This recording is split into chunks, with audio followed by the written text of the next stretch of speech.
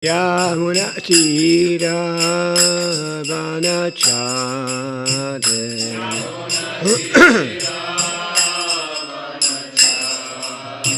Yamuna Tira Vanachade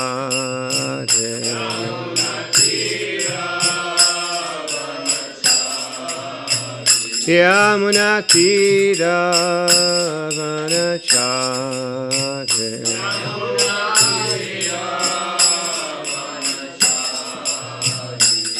Hare Krishna, Hare Krishna, Krishna Krishna, Hare Hare, Hare Rama, Hare Rama, Rama Rama, Hare Hare, Hare Krishna.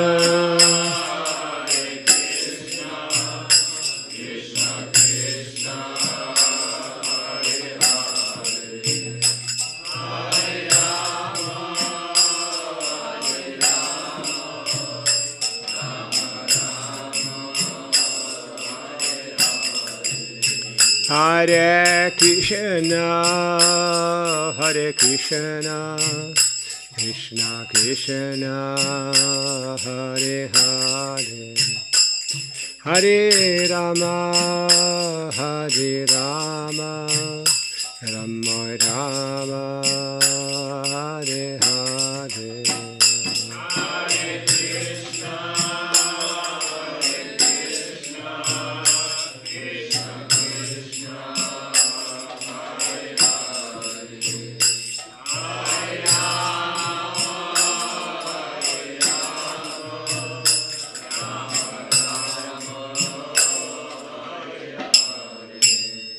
Jayam Vishnupad Paramahamsa Brahmachari Saradada Sri Srimad Bhakti Vedanta Swami Maharaj Srila Prabhupada Ki Ananta Koti Vaishnava Vrinda Ki Jai Navacharya Sri Thakur Ki Jai Prem Sri Sri Krishna Chaitanya Prabhu Nityananda Sri Advaita Gadadha Sri Vasubhuda Bhakta Vrinda Ki Sri Sri Radha Krishna Gopa Gopinath Shyama Kunda Radha Kunda Girivaran Ki Jai Vrindavandam ki jai, Mathuradam ki jai, Naritam ki jai, Gangamayi ki jai, Yamunamayi Tulasi Devi ki jai, Bhakti Devi ki jai, Samaveda Bhaktivinoda ki jai, Gaura Pramanandiyani.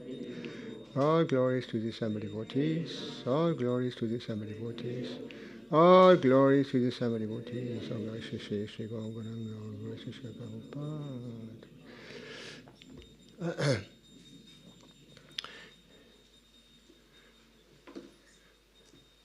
Warum liegt das Buch hier? Lest du das raus vor der Klasse? Manchmal, ja. Ah, ja. Also nicht jeden Tag? Nicht jeden Tag. Kann ich daraus lesen? Ja.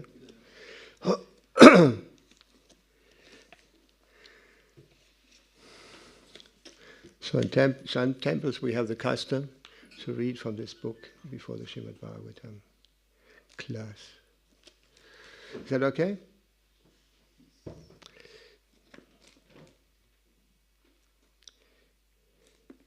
October 7th, 1976.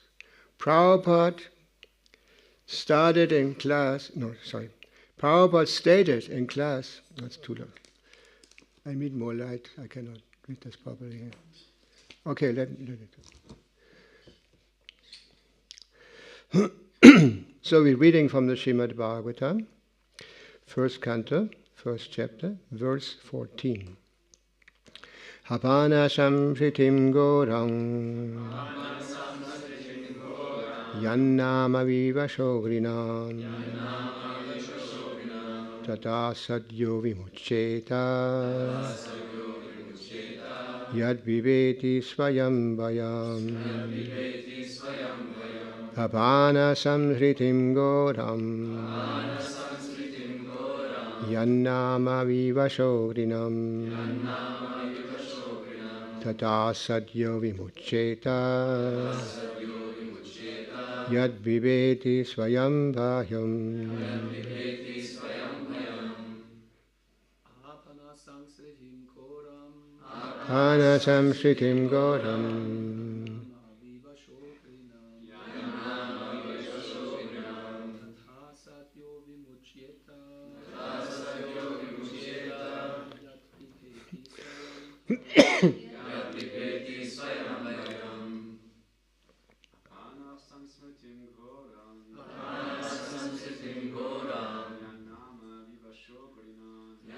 Nama vivashogrinam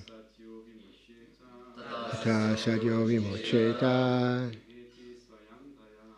adviveti swayam vayam.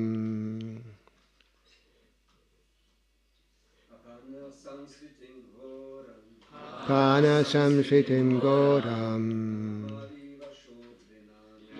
vivashogrinam tata sadyo vimucheta.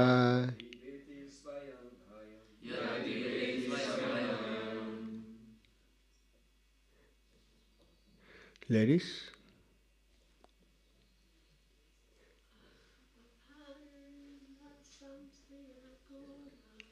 apana simsritim goram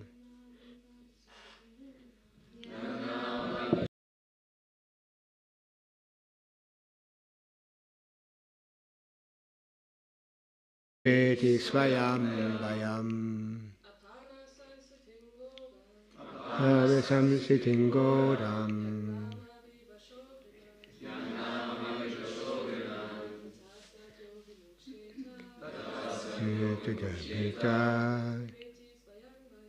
Yadviveti Swayam Vayam Sam Goram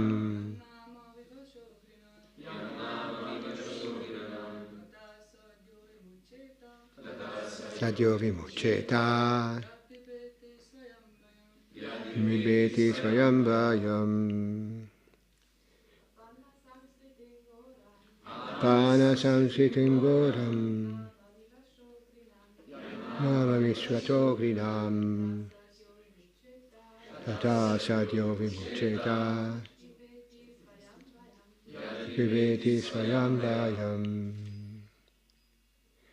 Apana, being entangled, samsritim, in the hurdle of birth and death. Goram, too complicated. Yat, what? Nama, the absolute name. Vivasa, unconsciously. Krinam, chanting. Tata, from that, Satya, at once, Vimucheta, gets freedom. Yat, that which, Viveti, fears, Swayam, personally, Bhayam, fear itself. Translation. Living beings, when tangled in the complicated meshes of birth and death, can be free immediately by even unconsciously chanting the holy name of Krishna, which is feared by fear personified. Purport of Srila Prabhupada. Vasudeva, or Lord Krishna, the absolute personality of Godhead, is the supreme controller of everything. There is no one in creation who is not afraid of the rage of the Almighty. Great asuras like Ravana, Hiranyakashipu, Kamsa, and others, who were very powerful living entities, were all killed by the personality of Godhead. And the Almighty Vasudeva has empowered his name with the powers of his personal self. Everything is related to him, and everything has its identity in him. It is stated herein that the name of Krishna is feared, even by fear personified. This indicates that the name of Krishna is none different from Krishna. Therefore, the name of Krishna is as powerful as Lord Krishna himself. There is no difference at all. Anyone, therefore, can take advantage of the holy names of Lord Sri Krishna even in the midst of the greatest dangers. The transcendental name of Krishna, even though uttered unconsciously or by force of circumstances, can help one obtain freedom from the hurdle of birth and death.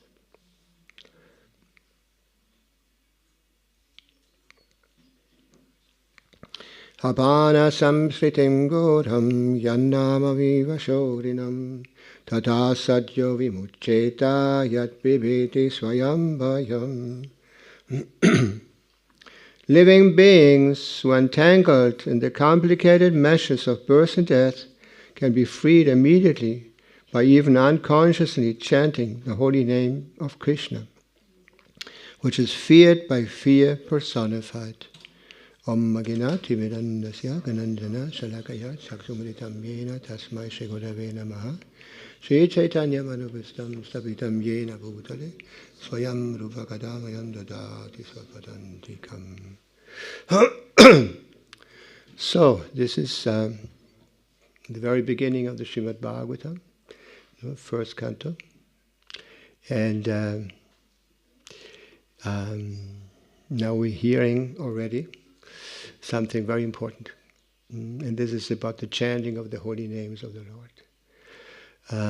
Of course, we know by the revelations of Chaitanya Mahaprabhu that this is the most effective process. Chanting of the holy names, the most effective process in this age. Krite Nayato Vishnum Tridayam Jajakumbhakai Dvapare Paripajayam Kalautari Kirtanat. This verse says that in the beginning, in Satya Yuga, the process was meditating or fixing the mind on Vishnu. And this required a long, extended time. At that time, we know from the Srimad Bhagavatam, people were living until 100,000 years. Valmiki Muni, the compiler of the Ramayana, it says that he meditated for 60,000 years. 60,000 years before he got the blessings of his spiritual master, Narada Muni, to compile the Ramayana. Anyway, so this and the process was actually Ashtanga Yoga. Ashtanga Yoga. What we know of yoga nowadays is just the first two steps, maybe. Asana, pranayama. But in the end, the yogi, Krishna also speaks about that in the Bhagavad Gita. The yogi, the instruction of Krishna, or the explanation that Krishna gives about this yoga system, is that the first thing the yogis had to do, supposed to go to a holy place. Of course, we know in India there's many holy places, but and they were supposed to practice yoga alone, not surrounded in a yoga, school, surrounded by yoginis and bikinis, but rather retiring themselves to holy place. And the first requirement was that, of course, they were supposed to be free of anxiety.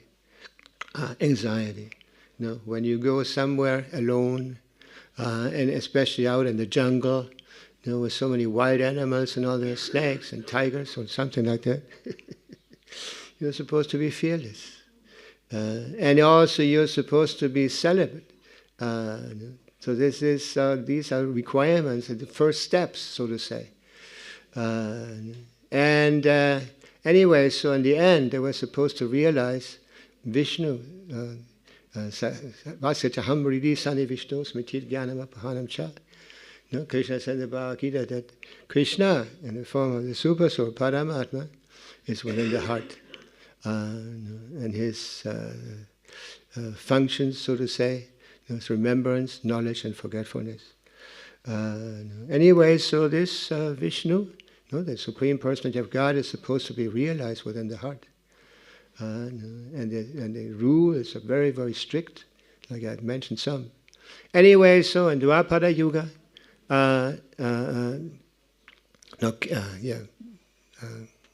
Dwapara Yuga.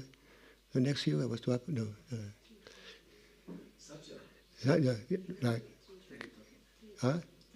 Treta Yuga. Yeah, Treta Yuga. So there was, it says in the Bhagavatam, there was an increase of the mood of passion. No, there was a lot of opulence, and they were supposed to offer opulences and sacrifices, very extensive. And the Proxima, and the next Yuga, sorry, I normally speak Spanish, so I mix it sometimes, some words here. Anyway, so in Dwapara Yuga, no, in Treta Yuga, sorry. Treta Yuga, the process was sacrifices, huge sacrifices. And normally under the guidance of the government, of the kings, like that. Then in Dwapara Yuga, the last Yuga, it says the process was worship, the deities. Deity worship. Lot of more rules and regulations than we know nowadays. The priests were supposed to be highly qualified, brahmanas of excellence, like that. I forgot, in the Yuga before, Srila Prabhupada mentioned that when these sacrifices were organized, the deities, who were supposed to receive this sacrifice, they would appear.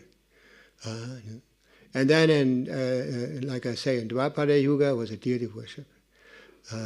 Giti Jaya to Vishnu was a deity worship. And in Kali Yuga we all know that the sacrifice, it says that Kalau Tatari Kirtanat, the chanting of the holy names. And actually it says that, there's a verse in the Srimad Bhagavatam that says,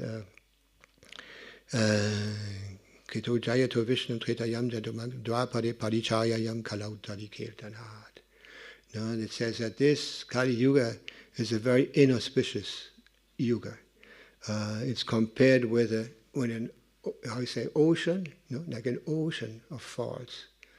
There's nothing good in this age of Kali Yuga. But it says Mahaguna.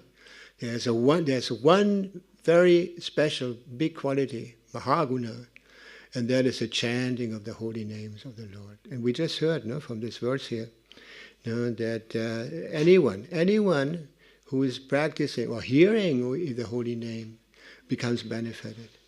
That's why Chaitanya Mahaprabhu, it says in the Chaitanya Charitamrita, when Chaitanya Mahaprabhu was traveling, he would always chant the holy names everywhere.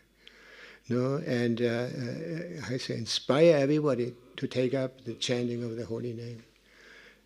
There's records, there's records that when Chaitanya Mahaprabhu started chanting and traveling after he took sannyas, so many people became inspired to chant the holy names, that they were forming groups of Harinam and traveling. So everywhere, the Harinam groups of the movement of Chaitanya Mahaprabhu started appearing. Anyway, so Chaitanya Mahaprabhu, it's mentioned that when he appeared in some place, often he just appeared all of a sudden. There was no no information that he would come. Actually, he appeared, and he started chanting. And it says in the Chaitanya Charitamrita, when this notice spread that he had appeared somewhere, from far away people started coming. And they crossed mountains, they crossed forests and rivers to see or associate themselves with Chaitanya Mahaprabhu. And it says that so many people would assemble, and then all of a sudden, after a while, Chaitanya Mahaprabhu disappeared. It says that when he disappeared, normally he disappeared very early in the morning when everyone was sleeping. And when they discovered that Chaitanya Mahaprabhu wasn't there anymore, they sent messengers all over, in all directions to search for him. But they couldn't find him. And so then they started collecting from the places where Chaitanya Mahaprabhu had been sitting or dancing like that. They started collecting the dust, the dust. And it says that sometimes they took so much dust that huge holes, formed like that. No? Anyway, so Chaitanya Mahaprabhu was traveling all over. And it's mentioned that actually Chaitanya Charitamrita says that he was extremely beautiful, Chaitanya Mahaprabhu. So when he appeared, people couldn't believe it, how beautiful Chaitanya Mahaprabhu was. He was large, bigger than everybody else, like that. And all his movements and all his sounds that he produced were marvelous, like that. And in this way, he traveled to he went to different places. When you travel in India, we took part in a pilgrimage once in South India. Then the Gaudiya Math, or Bhaktisiddhanta Saraswati, established the footprints, the footprints of Chaitanya Mahaprabhu everywhere. And so Chaitanya Mahaprabhu traveled all over, visiting especially the holy places, reviving the importance of these places, like that. Anyway, so at one point he came to Kurmakshetra. Kurmakshetra, South India, they have a very beautiful deity of Kurma there. And the whole temple is white, very nice cupola, I say that. Dome, very nice dome, like that. And it's in the hand of the Sri Vaishnavas. Sri Vaishnavas, Ramanuja. So they use a big tilak like that, with a red line in the middle like that, and a huge dot, like this. It's a fashion nowadays in the Kami world. Anyway, so when Chaitanya Mahaprabhu came to that place, it's mentioned Chaitanya Charitamrita, when he appeared somewhere, Brahmanas would invite him to their homes. And it says Chaitanya Mahaprabhu only accepted the invitation of the Brahmins. Why was that? Because Chaitanya Mahaprabhu was very strict. He would only take prasad, properly offered to Vishnu Tattva deities or to Shilas like that. So he accepted the invitation. At Kurmakshetra, he accepted the invitation of Kurma, the Brahmana Kurma. His name was also Kurma. So when Chaitanya Mahaprabhu appeared at the home of Kurma, he started glorifying Chaitanya Mahaprabhu, showing that he was actually also a very, very special personality. He started saying, "Oh, those feet, holy feet, who are worshipped by the demigods of Brahma, Shiva, have now appeared in my home."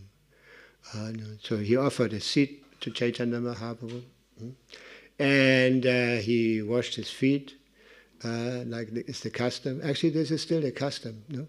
In South India, when sannyasis appear, normally the householders, the grihastas, invite the sannyasis to sanctify their homes, like that. So he offered them a nice seat, elevated seat. He washed his feet and sprinkled the water on the heads of the whole family, like that. Then he offered puja, different articles like we offer to the deities, or we offer to Srila Prabhupada during the Guru Puja, like that. And then after that, he offered him prasad. And after prasad, he offered him a place to rest, to lay down, After Chaitanya Mahaprabhu had rested sufficiently, he approached him again. And he said, "Oh my Lord, for us, the grihastas, spiritual life often goes to the background. How you say? It's in the back. Just like when you sometimes you see in the kitchen, they're working there and they hear music in the background. They don't pay so much attention. They're more fixed on their work like that. Anyway, he said, so sometimes, or often our spiritual life tends to be more of the background. And please allow me to go with you and leave everything behind. And then surprisingly, Chaitanya Mahaprabhu said, "No, you stay at home." And he gave him a very important instruction. Prabhupada often refers to this verse, saying that actually, we should all become gurus. Guru in the sense, like the instruction that Chaitanya Mahaprabhu gave was, Yadedeka tadeka Krishna Upadesh, Krishna Upadesh. Speak to everybody Krishna Upadesh. That means repeat the instructions that Krishna has given. Let's say in Bhagavad Gita and other shastras like Srimad Bhagavatam, like that. If you do that, your household life will not be an obstacle. And soon, and we meet again. Soon we meet again. And then Chaitanya Mahaprabhu actually said, become a guru, and give them Krishna Upadesh. And if you do that, we will meet very soon again. And then he added, actually, we will never be separated. This is referring to Vani and Vapu, Vapu and Vani. Yeah? That Vapu, like when devotees come, advanced devotees appear, or the spiritual master comes to our place, we give him the chance to serve him physically. He helping with his food, his bedstead, his cloth, washing his clothes and all that, cleaning his room like that. But these opportunities are very, very rare. I don't know about your gurus. But normally our gurus are all traveling. They're not very, they don't stay very long in places like that. Anyway, and this opportunity is very rare. That's just like with our Srila Prabhupada. In the beginning, the relationship the devotees had with Srila Prabhupada was more frequent, and also very, very personal like that. They would speak to Srila Prabhupada, ask him questions, and be corrected by Srila Prabhupada. When, for example, somebody started a sentence in front of Prabhupada, I think, maybe, maybe not. Immediately Prabhupada called his attention. Don't speculate! Like that. In this way, they got trained personally, directly by Srila Prabhupada. Yeah. Or I remember that somebody sticked his finger in his mouth and Prabhupada, Muchi, wash your hand, in front of everybody. Anyway, so these opportunities, at the beginning, but then the movement grew. Then the movement grew. And at one point, I remember we received a letter from the secretary of Srila Prabhupada. And the secretary said, please, in that time, we used to write letters to Srila Prabhupada and received answers from Srila Prabhupada. There was no internet. So until Prabhupada received our letters, it took quite some time. And maybe some Prabhupada also left the place, and the letters were sent after Srila Prabhupada. And then we received answers from Srila Prabhupada. And I remember at that time, sometimes Prabhupada would ask, how is he doing? Or how is she doing? Why doesn't she write, tell me how she's doing? So Prabhupada expected actually that we gave reports at that time. But then came a letter from the secretary of Srila Prabhupada where it says, now don't write to Srila Prabhupada anymore. And try to solve your problems, your questions you have with your senior devotees, like the temple presidents and like that. Later on, Prabhupada also created the GBC anyway. So this, and regarding this, separation of Srila Prabhupada, in the beginning, we know as devotees the history how Prabhupada came to the West. And there was one devotee once asked Srila Prabhupada if he didn't feel separation when he was all alone in New York. And Prabhupada said, I never felt, lonely. How say that? I never felt lonely. I always felt the presence of my spiritual master. My spiritual master always was there to accompany me. And this actually refers to Vani, the instruction of the spiritual master. Just like Prabhupada molded his life around the instructions of his spiritual master. I just heard a declaration that Prabhupada gave, that actually the reason why I had some success is because I had firm faith in the instruction of my spiritual master. And how this Prabhupada got this instruction? Actually, when Prabhupada was a young man, he was a member of the Gandhi movement. And Prabhupada also mentioned that amongst his friends, he had always been a leader. They were always interested to hear his opinion. And so when the Gaudiya Math grew in Bengal, especially in Calcutta, the friends wanted to know the opinion of Srila Prabhupada about this movement. And at that time, Prabhupada mentioned that he had no interest in this. He was completely involved in the Gandhi movement. And also he said, when I was young, my father always invited so-called saintly persons to my home, and I was not very impressed by them. Anyway, so then the friends pushed Prabhupada.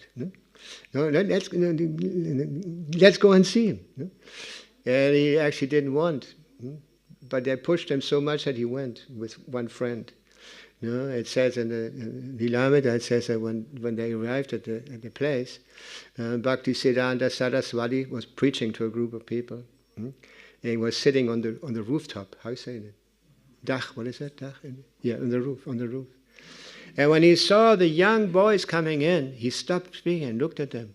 And he said, you are young and educated. Why don't you bring the teachings of the movement of Chaitanya Mahaprabhu to the West and preach in English? And at that time, Prabhupada started arguing with his spiritual master. He said, no, actually, it's more important that we liberate India from the British dominion, because otherwise nobody will take us serious as Indians. And then Bhakti Siddhanta Saraswati immediately cut him. He said, no, actually this political movement is all changing all the time. This mission is much more important. And Prabhupada was very impressed. So when the two boys, when they left, the friend asked their Prabhupada, so what do you think? What is your opinion? And then Prabhupada said, I think that the movement of Chaitanya Mahaprabhu is now in very good hands. So he was very impressed by Bhakti Siddhanta Saraswati. And so it's mentioned that he started associating with the followers of Chaitanya, Bhakti Siddhanta, and started hearing more about Bhakti Siddhanta Saraswati. He was very, very impressed. But then he got involved with business and this and that. And then at one point, actually, years later, he wrote a letter to Bhakti Siddhanta Saraswati Thakur.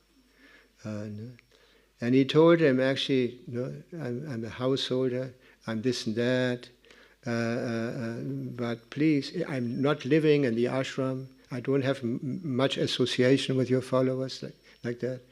And Bhakti Siddhanta Saraswati answered with the same instruction, but he added something. That means he said, actually, you should go and preach in the West in English. This will be good for the people, and this will be good for you.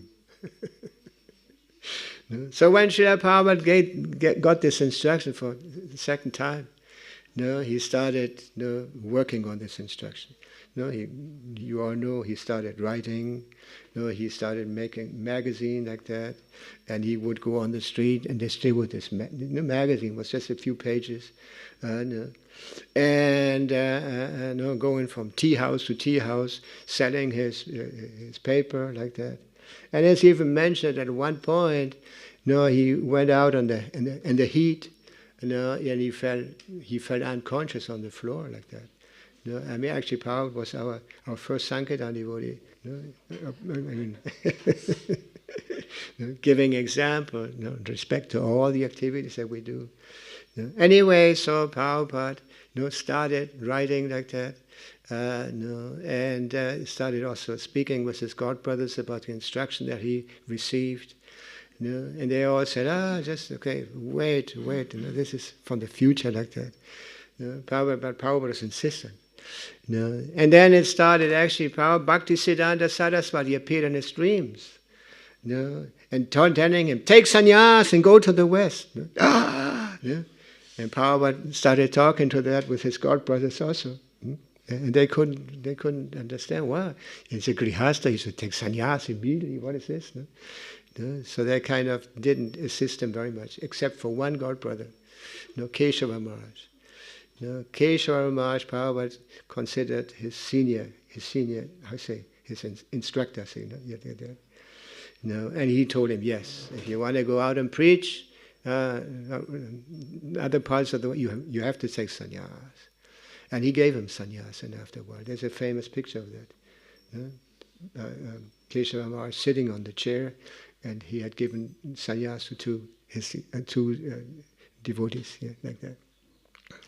Anyway, so you know the story more or less. You all read the Lilamrita by Satsvarup Maharaj. There's many details.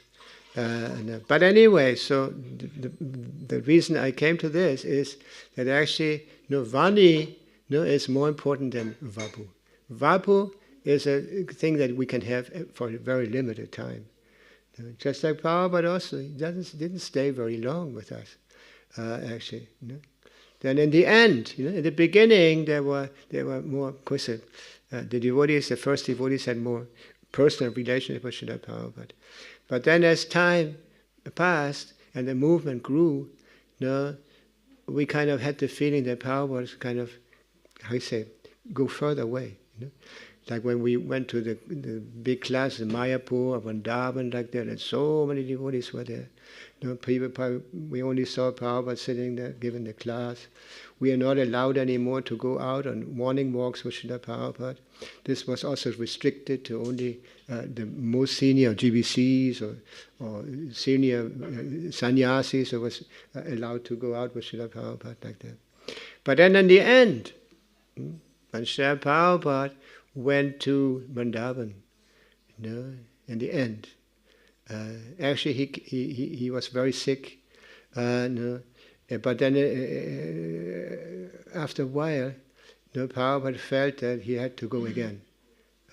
He had to go again to the West. And he mentioned, I think he mentioned in a letter, that his disciples still needed his guidance, and he wanted to go to America. So Tamal and other devotees make the arrangements. And they were supposed to fly to America and have a stop over in London. This was in 1977. In September he came to London. And we all went there. At that time there were not so many temples. There was Paris, there was Sweden, there was Italy. I don't think they had a temple. Oh yeah, they had a temple already. Yeah. Anyway, so we were, at that time I was traveling. I had been given a service to preach in the communist countries undercover. Anyway, so we were just in Hungary. You're from Hungary, right? Yeah. We were just in Hungary. And I always called up our GBC, telling him about what we're doing and this. And I called up Harikesh. And he said, well, we went. And Harikesh said, stop! Go to London immediately! Prabhupada is there! Anyway, so we made arrangements. And devotees in Hungary, in Budapest, they gave us watermelons for the trip. They have watermelons still, no? Watermelons for the trip. And so, and we went all the way from Budapest, we went to London. It was a long trip. And we actually didn't take anything of the watermelons. So when we arrived, I immediately went to the cook of Srila Prabhupada, because devotees, Prabhupada wasn't eating anything anymore. But still the devotees couldn't tolerate, and they still prepared food for Srila Prabhupada. Anyway, so when we arrived in London, I gave the watermelons to the cook of Srila Prabhupada. And I sat in front of the door of Srila Prabhupada. Prabhupada always had a person who guarded his door. I remember there was a devotee, brahmachari from Israel. He was sitting at the door watching Srila Prabhupada, Prabhupada's quarter. Anyway, so I kept, and the plate went in with the watermelons. And when the plate came out, Prabhupada only take a little bit of the watermelons, the Hungarian watermelons. Anyway, so when we were there, when we saw Prabhupada the first time, Prabhupada didn't speak anymore. They just carrying him on the palanquin. He wasn't sitting on the Vyasasana anymore. He just kept on the palanquin, put it in a platform, a little elevator. And we all, when we saw Srila Prabhupada in that condition, we all started crying. Everyone was crying and seeing Prabhupada in that condition. No, he was extremely thin. He was using sunglasses, and his hands and his feet were swollen like that. No. And Tamal Krishna was sitting on his side.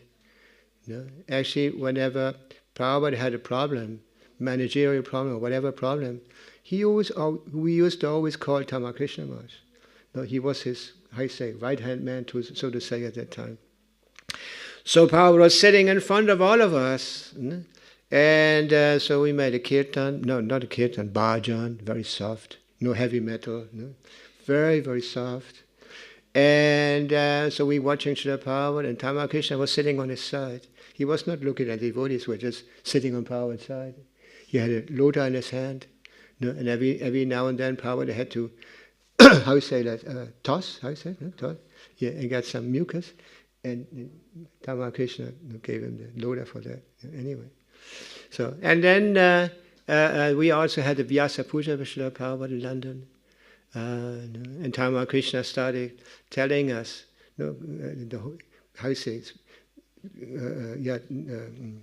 telling us the whole life of Srila Prabhupada. And then sometimes Prabhupada guessed something and corrected something that he had said, or added something like that. Anyway, so then in the end, Tamal Krishna said something I still remember. He said, if we would have known what was behind the first plate of halava, maybe we had thought it differently. Anyway, I still remember that. And then all of a sudden, we heard that Prabhupada was in hospital. They had taken him to the hospital. Because Prabhupada had a problem, a big problem, health problem. He couldn't pass urine. How is it in English? There was some obstacle there. Anyway, so they had taken him to the hospital. And after they delivered him from the hospital, Prabhupada immediately wanted to go back to Vrindavan, because he thought that he didn't have much more time. And Prabhupada considered Vrindavan always his home. Mumbai or Bombay, we used to say, was his office. Mayapur, his place of sacrifice, like that, chanting the holy name. And Vrindavan was his home. And there's a video that devotees made, the last lesson that Prabhupada gave. And at that video you see something that was very special.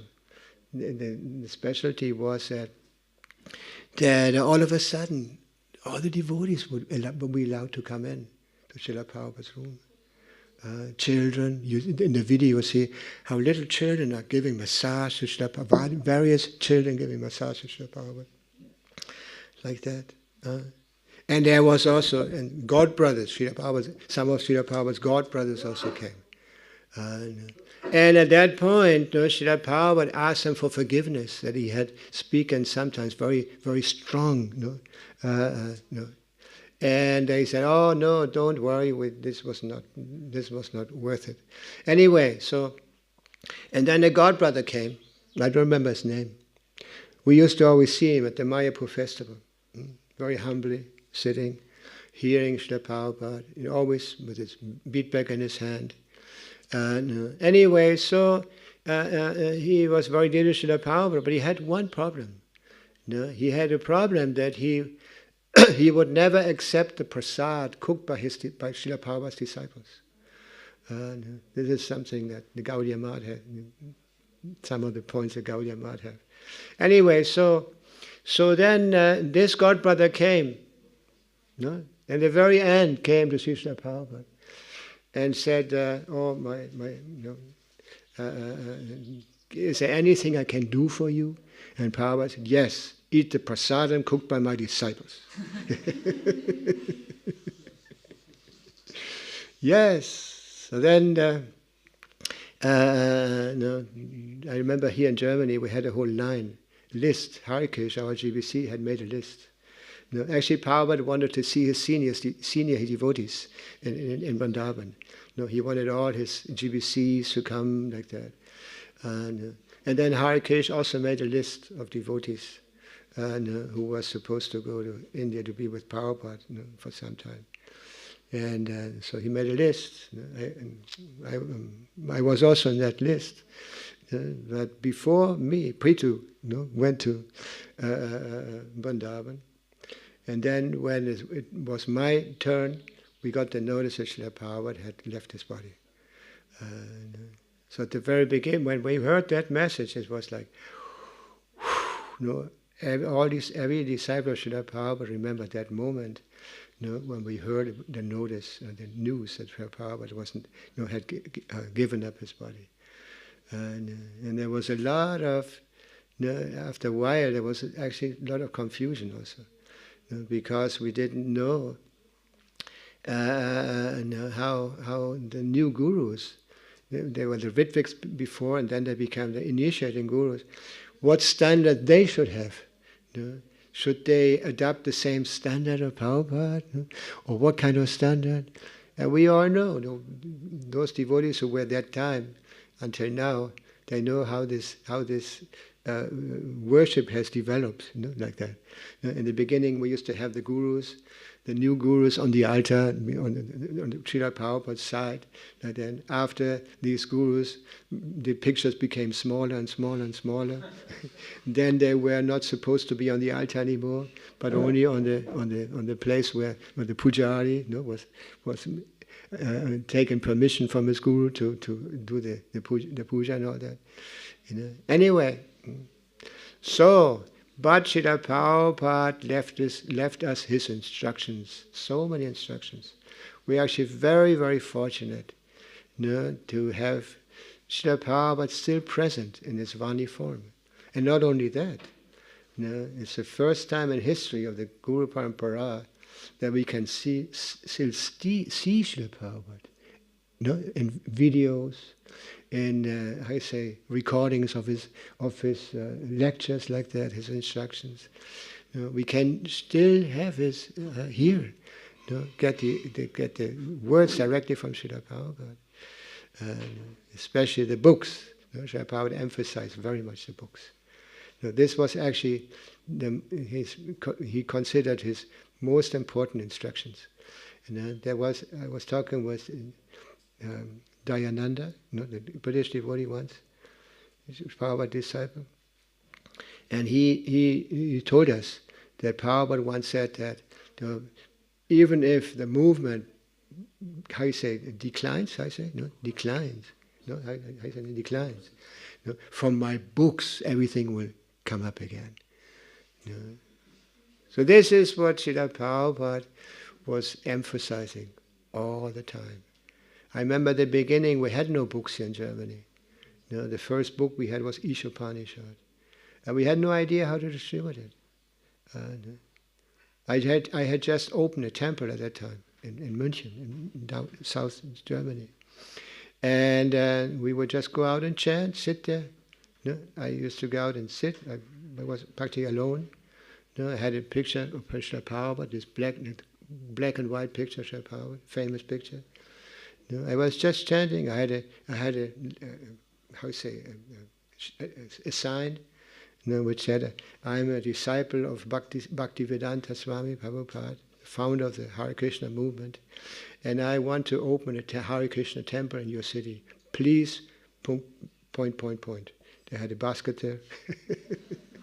And Prabhupada came, people came and threw coins in there. Anyway, and then they sent me the Ishopanishad. And this Ishopanishad was not very nicely printed. And some of these Ishopanishad, the colors were, how do you say in English, like verwischt, kind of, nicht richtig eingestellt. Yeah. And they appeared like kind of, LSD art or something like that. And people would take them. I put a sign, 5 marks, at that time, 5 marks. And people came, took them. I couldn't believe it. Well, they just, out of their own impetus they came. I was not forcing them anything or speaking to them. Anyway, so then later, more books come. And I remember Harikesh came to visit us, and we had a few new devotees there, and so he came down to teach us how to distribute books like that. Anyway, that's how it all started. That's how Srila Prabhupada was always eager to hear. Actually, Prabhupada was always interested in 3 points, especially 3 points I recall. No? How many books did you distribute? How many devotees did you make? How many temples did you open? This was of utmost interest for Srila Prabhupada. Yeah, this is what always, like when they sent results, like the Yatra festivals or something to Srila Prabhupada, Prabhupada was always asking, and how many books did you distribute? How many devotees did you make? Like that. Anyway, so we still trying to follow the instructions of Srila Prabhupada. And as we try to follow instructions of Srila Prabhupada, naturally we become successful. Because Srila Prabhupada is still there. Anyway, I don't want to extend it unnecessarily. I have no idea how long the class is here. Any questions? Or any commentary? Yeah? Thank you so much for class, Maharaj. My question, you said that Vani is more important than Vapu. Mm-hmm. Does this mean that everything you can get from serving Vapu, you can get that from serving Vani? Yeah. That's all that's left in the end. Yes. Actually, instruction of the spiritual master is not different from the spiritual master. Yeah. Like I mentioned, Prabhupada said that all success I had was because I had firm faith in the instruction of my spiritual master. Yeah. I remember there was a Vyasa Puja once with Srila Prabhupada. And so the devotees were all, expressing their dank, what is that in English? Yeah, their gratitude to Srila Prabhupada. No?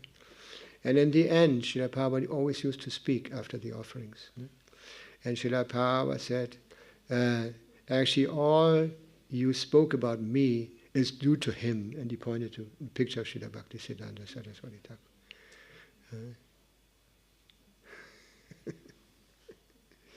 Yes. Did I answer your question? Yeah. Any more questions?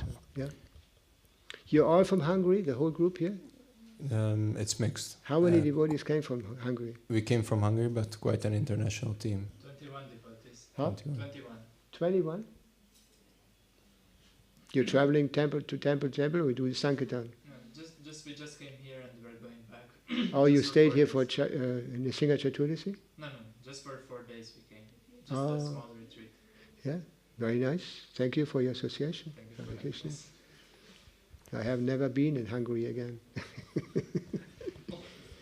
Okay.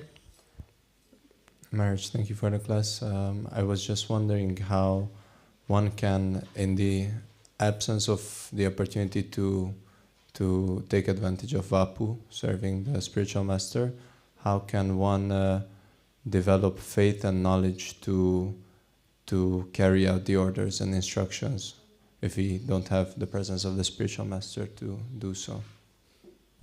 Like I told you, the spiritual master gives you instructions. If you have received some instruction, you should be very eager to get instruction from the spiritual master while he's here. You're mostly disciples of Shiva Maharaj? Yeah. So he's still there. You can ask him. Of course, I'm sure you already got your instructions, right? So what did he tell you? What are you supposed to do? Distribute lots of Srimad Bhagavatam sets. So do it. And inspire others also to do the same thing. In this way you can increase your own distribution by inspiring others also. This is one of the secrets, or known secrets. How to increase the book distribution is to make more devotees, inspire more devotees to take the mission to heart. Thank you, Maharaj. Hare Krishna. Why was Srila Prabhupada impressed by being? Why was Srila Prabhupada impressed by being cut by Srila Bhaktisiddhanta Saraswati when they had an argument? Why did that impress Srila Prabhupada? Why he was impressed? Yeah. like he expressed this when he spoke to his friend. He says, the friend asked him, what do you think? He said, I think that the mission of Chaitanya Mahaprabhu is now in very good hands. This was his impression. But why did that why did he get that from that conversation, or how did he get that from that conversation? What was it in? What did he see in his spiritual master? Why? I don't know. You can't ask Prabhupada anymore. I would always say, ask him. Ask him. Go to see him. Clarify your doubt with him. But it's obvious. Actually, Bhakti Siddhanta Saraswati also instructed Srila Prabhupada, whenever you get money, print books. What do you think? So whenever you have money, print books.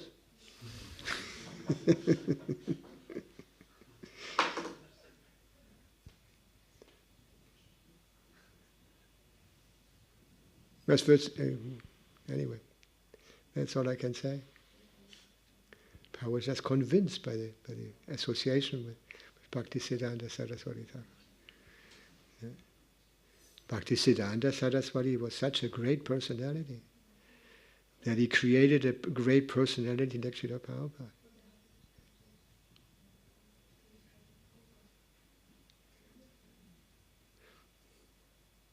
What do you think? Huh? That's very true. Any comment? Yeah. I had a question. Oh, you had a question. I was thinking if I should Regards ask to this? No, a separate question. Oh. But it's okay. But if we don't have if I live in a particular place where we're not allowed to distribute a lot of books. Where? Dubai. So not a lot of books are allowed to distribute books outside. So in that type of a situation, what can be my main goal to make new devotees, or in a place where it's not that... Well, in Dubai, in all these Middle East countries, there are a lot of Indians, right? Yeah. And they're very, how you say, they're expert Vaishyas, no? Yeah. Anyway, you have, I heard that they even make Ratha Yatra behind closed doors or something, no? Yeah. And anyway, so you have public there, you have people there, you can preach there. Of course, it's dangerous. No? In the Muslim country, it's pretty dangerous. I remember we had a devotee. At one point, Prabhupada was speaking about the Arab countries. No? He was on a walk with devotees. And Srila Prabhupada said, so if somebody goes to the Arab countries, he gets a special dust, how you say, from my feet. So they immediately decided, let's go to the Arab countries. No? They got an Unimog, these Mercedes military vehicles, no? Unimog, can be still known? Yeah. Anyway, Unimog, and started traveling there. And they discovered how dangerous, how difficult it was. And then I met one of these devotees in Mayapur at one point, and he had gone to Egypt. And I asked him, how's the preaching going there? No? And he said, I cannot tell the new bhaktas that Krishna is the Supreme Personality of Godhead. These were his conditions, preaching conditions. But Srila Prabhupada was always very pleased. We made an effort, accept a risk. How you risk? A risk in our preaching work. Yeah, I remember when we traveled in the communist countries, we also went through a lot of difficulties. And Srila Prabhupada wrote us a letter. He was with Bhakti Vaibhav Maharaj at that time. He was Avinash Chandra. And so Srila Prabhupada wrote a letter to us that now you are helping me to close the ring around the world. That kind of.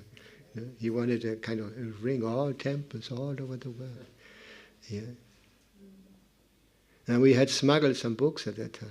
Very dangerous. Yeah. Anyway, I just told the story the other day, but I can't repeat it. No? So we had prepared a bus, no? Mercedes bus, this small bus, to preach in Poland at that time. And so we had to cross two borders, no? The DDR border and the Polish border. So when we came to the Polish border, no, the how you say, the zoll, what is that? The custom obviously came in. Yeah? And so he looked around and looked at us like that. He even started, how you say, knocking on the sides and all this. Actually, we had hidden books all over in the ceiling. We had taken off the ceiling books, no? And the doors, like on the side, like this, and all. And so we had also taken a lot of boga, because in Poland we had experience. It was very difficult to get fresh vegetables and all this. No? They're mostly bought in conserves. Conserven, how is that? Yeah, metal containers like that. Anyway, so I had to take a lot of boga, also bread and all that. No? And so there was a big box in the back of the car where you had put books underneath, and all full of apples and cauliflower and who knows what, no? Like that. And so the guy went in there. Then there was a little, how you say, schrank, what is that? Cupboard, a little cupboard. No, we had also put books there, but in front we had put sugar and I say wheat and all that. No? So we thought that if the wheat falls out, he immediately stops it. He will not say the books. And then we had also put books on the bottom of the fruit box, like that vegetable box. So the guy went there all the way, and he came to the books and said, "What is this?" So I grabbed a pair of kartals. And I started chanting, Tavakara Kamala Vadena Kam. It was very intense, We could feel the presence of the Shinga. Anyway, so we chanted for some time, Tavakara Kamala Vadena. And all the guys from the customs, they came and see what was happening. And then when we stopped singing, they said, "Very nice. You sing very nicely." Okay. Yeah, and so I read letter to Srila Prabhupada and told him the story. He said, "Yes, Maya has covered them at that time." Yeah. And when we brought in the books, these books were immediately distributed. Yeah, everyone wanted the books because they were not able to get the books there. And then later on, what they did with these books, they started copying them, reprint, and then made them. They created little books like that, and we heard there was so many people reading these books, because actually everything that came from the West, to these communist countries, was very, very special for the people. Anyway, so this is. Sometimes the situations are intense, but Prabhupada wanted us to be adventurous, take risks, for his mission. And we have seen in different instances present how Krishna protects the devotees in these difficult conditions.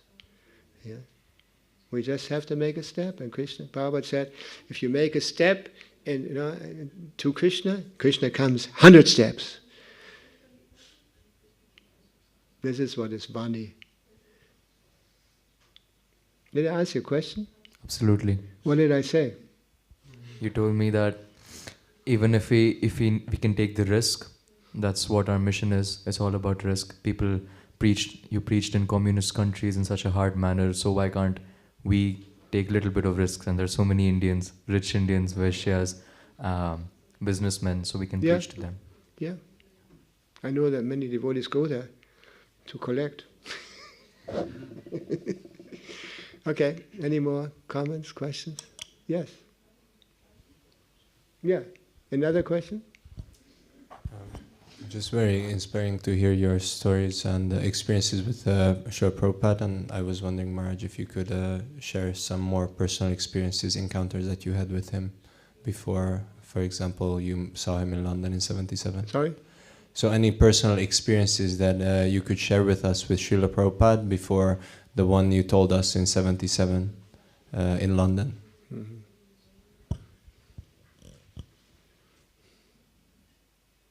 Yeah. At one point I was in London with Shivananda. We saw Srila Prabhupada. And then Shivananda said, "This is Suchanda." This was my name before.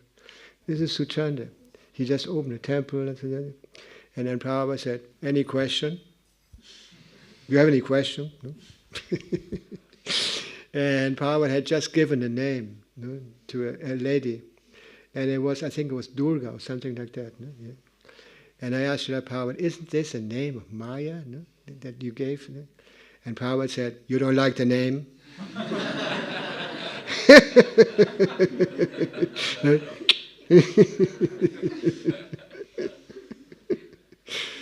Yeah. Anyway, I think we shouldn't extend the class unnecessarily. We can speak a little more later. Hare Krishna. Is that okay? Thank you very much. Hare Krishna.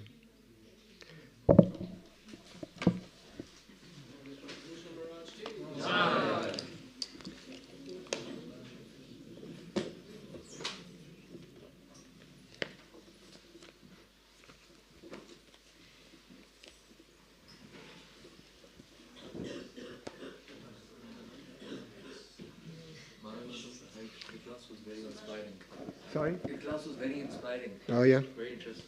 This was Krishna. This was Prabhupada. Actually, I didn't know what to say. I was thinking of whether I should ask a question and you just asked me, what are your thoughts, and you gave me the mic. I was thinking whether I should ask the question or not, and you just gave me the mic yourself. Oh. This was Prabhupada.